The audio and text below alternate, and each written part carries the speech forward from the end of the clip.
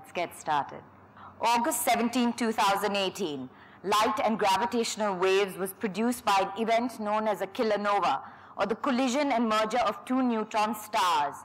Creativity has no glass ceiling.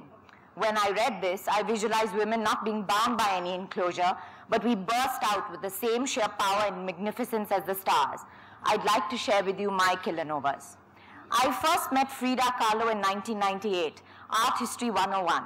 They described her as one of history's grand divas, a tequila-heavy drinker, dirty joke-telling smoker, a bohemian who threw festive dinner parties. But her story was powerful and refused to go away. At the end of the day, we can endure much more than we think. She survived a serious bus accident at 19. She was impaled by an iron handrail, and her screams drowned out the sirens. She broke her spine, her pelvis, collarbone, ribs, and her right foot. It is unlikely she would survive.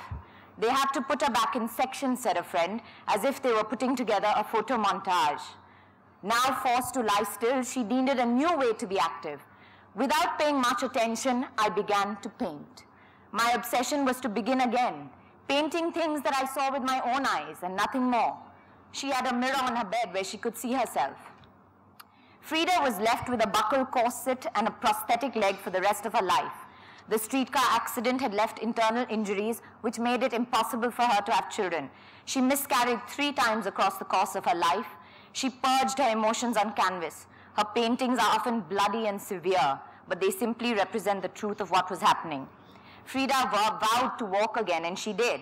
And when she did, it was semi-colonial Mexico, communists, student leaders, artists, political exiles, and she rediscovered the pleasure of debate, music, dance, love affairs. And then she noticed Diego Rivera. I suffered 2 great accidents in my life. One is the streetcar that knocked me down, and the other is Diego. To her, Diego was the world's greatest artist, the architect of life. To him, Frida was a diamond in the midst of many inferior jewels. But he was known for his endless love affairs with women, and Diego was still a mentor to her, her best friend, and her equal. She was proud of her Mexican roots, and once she and Diego were married, she took to wearing Tehuana dresses from the southeast Mexican state of Oaxaca. It's a costume with a symbol of female power. She also favored this indigenous style of dress because the long skirts and blouses covered her misshapen leg and the corsets she was forced to wear. Frida was well known for her style, and there was phases of androgyny. She would experiment with men's clothes and hairstyles. Family portraits circa 1927, dressed in a man's suit. She would have affairs with women as well as men through her life. Perhaps one of the reasons Kahlo is so memorable is because she was not only an artist that broke the mold, but also as a person she broke the mold. In Mexico, it's a blessing to be born and to die in the same house. La Casa Azul, or the Blue House in Coyoacan, just outside Mexico, is where Frida was born and died 47 years later. Reflecting on her life at Casa Azul, she said, "How we painted the house and the Mexican furniture, all that influenced my painting a lot.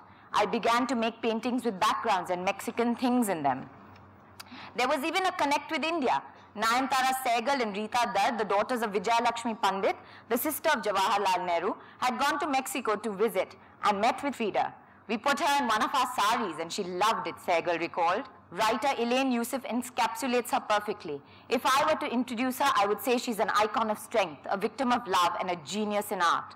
Kahlo changed the standards of beauty with her unibrow, her right leg thinner than the left one, and her indigenous Tehuana dresses. I regard Kahlo as a school of lessons. She showed the world what woman is capable of, both physically and emotionally. Looking back, I realized that I've only ever worked for women. In our everyday lives, we have women around us that serve as magnificent examples of resilience, strength, and passion for their work and life. I share with you 3 that are a part of my life. With each passing year and each generation, our country must become more equal, not less. Tammy Baldwin. I applied to the office of Tammy Baldwin, a Smith alumni, in 2001. International students were not given positions to work on Capitol Hill, but Baldwin was the first at many things. She hired 2 international students, myself and a student from Colombia. One of our main responsibilities was to give tours of the Capitol buildings to visitors.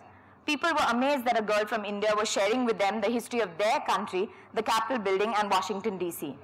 Baldwin is a remarkable leader and went on to making history in 2012 by becoming the first openly gay politician and the first woman from Wisconsin to be elected senator.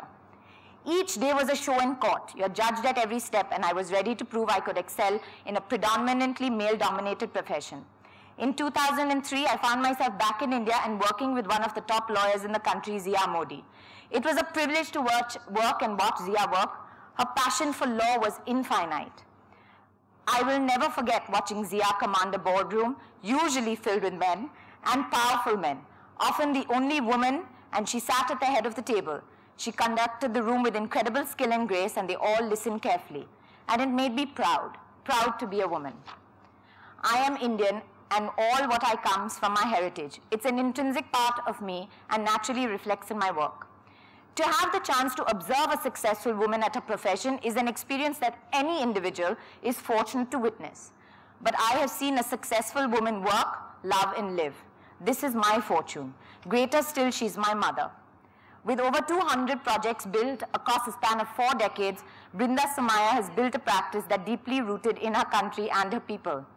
Being a woman in a male-dominated fraternity meant she had to make her voice could be heard, and she was heard because of brutal honesty and her efforts to always maintain a high standard of integrity. She is the bright star in my life, and I watch her creating kilonovas every day. As women, we must support one another. This will be our greatest strength. We must lead by example and work as if no glass ceiling exists, with the hope that the next generation will have no ceiling to break. Let us support each other and together generate the power of a kilonova, for then there shall be no ceiling.